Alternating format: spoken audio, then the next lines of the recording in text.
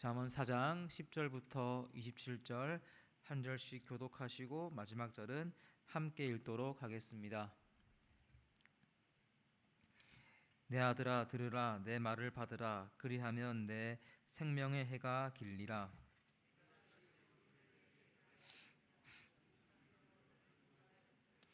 다닐 때에 내 걸음이 곤고하지 아니하겠고 달려갈 때에 실족하지 아니하리라.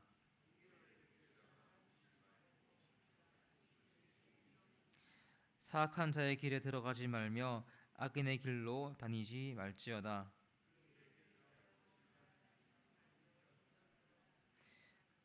그들은 악을 행하지 못하면 자지 못하며 사람을 넘어뜨리지 못하면 잠이 오지 아니하며 의인의 길은 돋는 햇살 같아서 크게 빛나 한낮의 광명에 이르거니와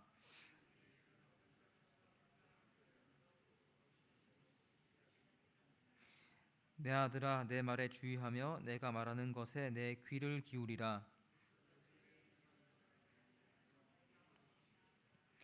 그것은 얻는 자에게 생명이 되며 그의 온 육체의 건강이 됨이니라.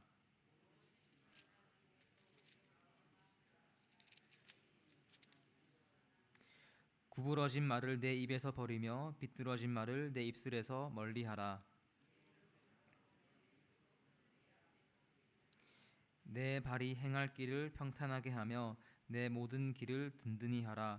좌로나 우로나 치우치지 말고 내 발을 악에서 떠나게 하라. 아멘. 잠언 4장도 3장처럼 아들을 부르며 계속해서 지혜와 명철을 이야기하고 있습니다. 훈계를 듣고 명철에 주의하며 지혜를 제일로 여겨라 합니다. 이것이 4장 9절까지의 내용입니다. 그리고 오늘 본문에서는 이것을 강조하기 위해서 길이라는 이미지가 사용됩니다. 11절 지혜로운 길, 정직한 길, 12절 그 길을 걷는 걸음, 14절 사악한 자의 길, 18절 악인의 길. 잠언은 이렇게 지혜로운 길과 악인의 길을 대조하며 아들과 그리고 여기 있는 저와 여러분을 의의 길로 초대하고 있습니다. 오늘 말씀을 통해 주님 기뻐하시는 길을 걷기를 결단하는 우리 모두가 되기를 소망합니다. 10절 말씀을 보시면 말씀을 들으면 장수한다고 하는데 그 이유가 11절에 있습니다. 말씀의 길, 다시 말해 정직의 길, 그것이 올바른 길이며 하나님께서 제시한 삶의 기준이기 때문입니다.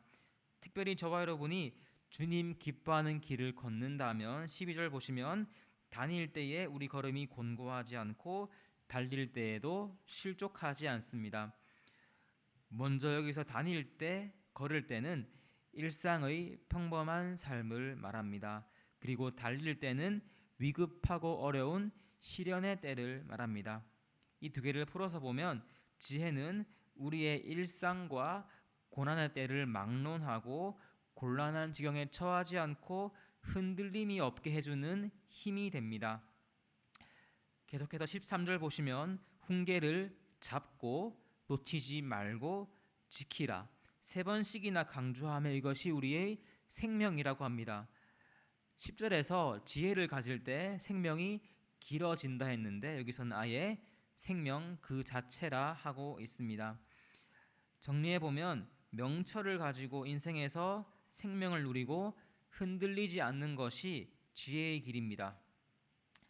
그러면서 이와 대조되는 사악한 길이 14절부터 나오는데 먼저 14절의 사악한 자와 악인의 뜻을 보시면 먼저 사악한 자는 하나님께 불경건하며 세상과 사람들에게 도덕적으로 악한 사람들입니다.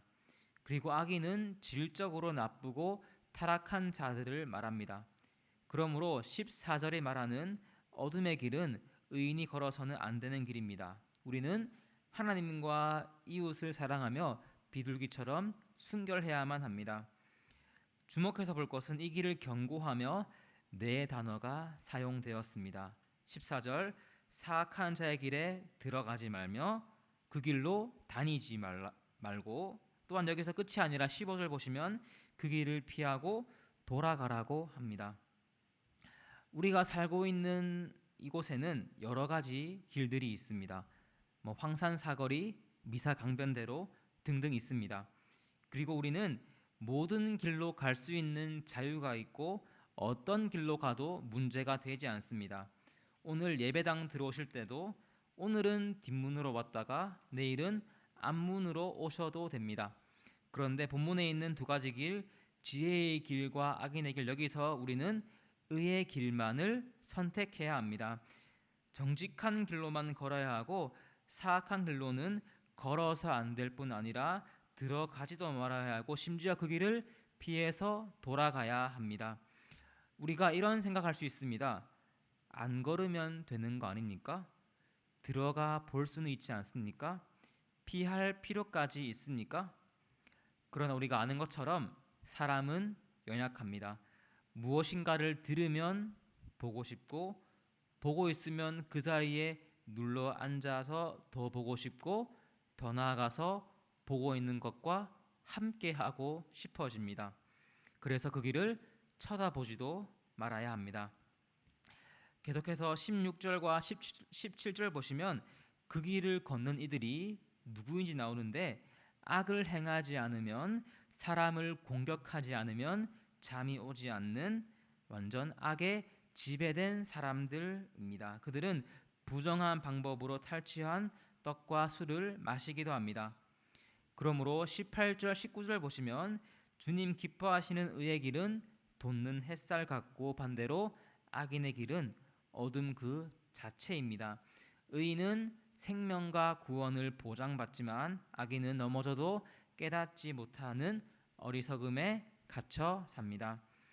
지금까지 정리하면 세상에는 빛의 길과 어둠의 길이 있는데 우리는 광명의 길을 걸어야 하며 이를 위해서 지혜를 붙잡아야 합니다. 다음 단락인 20절부터 27절 보시면 앞의 말의 반복처럼 보이나 신체 기관을 사용해서 전달의 의미를 새롭게 하고 있습니다.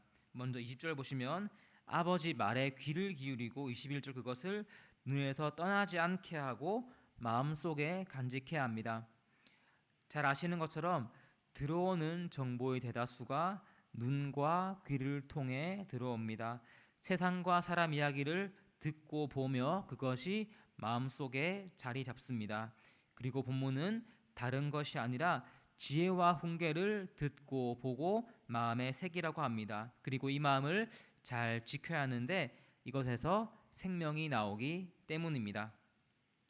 그리고 24절부터 7절 보시면 이 마음을 보호하기 위해서 먼저는 구부러지고 비뚤어진 말을 버리라고 합니다.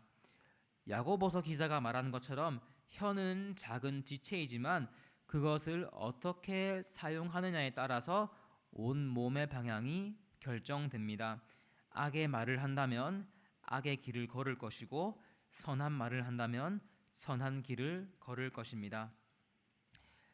25절 보시면 다시 한번 보는 것을 강조하는데 특별히 내 앞을 곧게 살피라 합니다.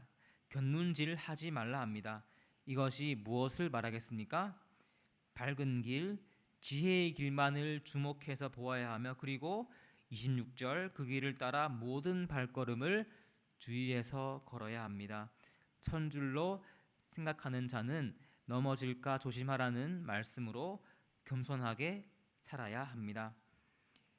방금 살펴보신 20절부터 7절까지는 일상 속의 눈, 귀, 혀, 발을 사용해서 지혜의 길을 걷는 것은 추상적인 것이 아니라 일상 가운데서 추구해야 하는 길임을 우리에게 말해주고 있습니다. 설교를 마무리해보면 이 세상에는 지혜의 길과 악인의 길이 있습니다. 저와 여러분은 성도로서 마땅히 빛의 길을 걸어가야 합니다. 악한 생각과 행동을 멀리하며 올바르게 살아야 합니다. 제가 설교를 적으면서 지금 나는 어떤 길을 걷고 있나 생각해 보았습니다. 제가 이 설교를 며칠에 나누어 적었는데 처음 적을 때는 제 자신이 꽤나 잘 살고 있는 것처럼 보였습니다. 주님을 경외하며 성실히 살았습니다. 그런데 그 다음번 이 설교를 수정할 때 제 모습을 보니 첫날 적을 때의 자신감이 남아있지 않았습니다. 결단을 지키지 못했고 죄를 짓고 또 넘어졌습니다. 제 삶은 의의 길이 아니라 그 반대의 길로도 걸을 때가 참 많이 있었습니다. 혹시 여기 계신 성도님들은 어떠십니까? 그런데 이사야 53장 6절은 이렇게 말하고 있습니다. 우리는 다 양 같아서 그릇 행하여 각기 제 길로 갔거늘. 여기 말하는 길이 어떤 길입니까? 죄의 길, 불순종의 길입니다. 성경은 우리 모두가 의의 길이 아니라 어둠의 길로 걸어가는 자들이라 말합니다. 그런데 기억하고 감사할 것은 우리 주님께서는 저와 여러분이 때때로 잘못된 길을 가더라도 내버리지 않으십니다. 계속해서 끝까지 우리를 빛의 길에 세우시고 그 길 따라 걷게 하십니다. 그렇다면 어떻게 그것이 가능하게 되었을까요? 53장 6절 하반절은 이렇게 말합니다. 여호와께서는 우리 모두의 죄악을 그에게 담당시키셨도다. 예수님께서 저와 여러분이 남긴 죄의 발자국의 값을 다 치르셨기 때문입니다.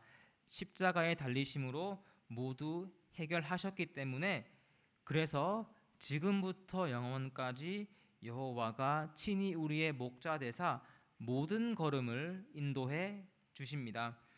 여호와는 나의 목자시니 내게 부족함이 없으리로다. 그가 나를 푸른 풀밭에 누이시며 쉴 만한 물가로 인도하시는도다. 여기 있는 우리는 예수님 덕분에 더 이상 길 잃을 염려 없고 지금 이미 빛 가운데로 걸어가고 있습니다.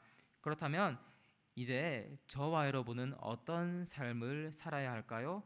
빛의 길이 보장되어 있기 때문에 아무데로나 마음대로 걸어가도 될까요?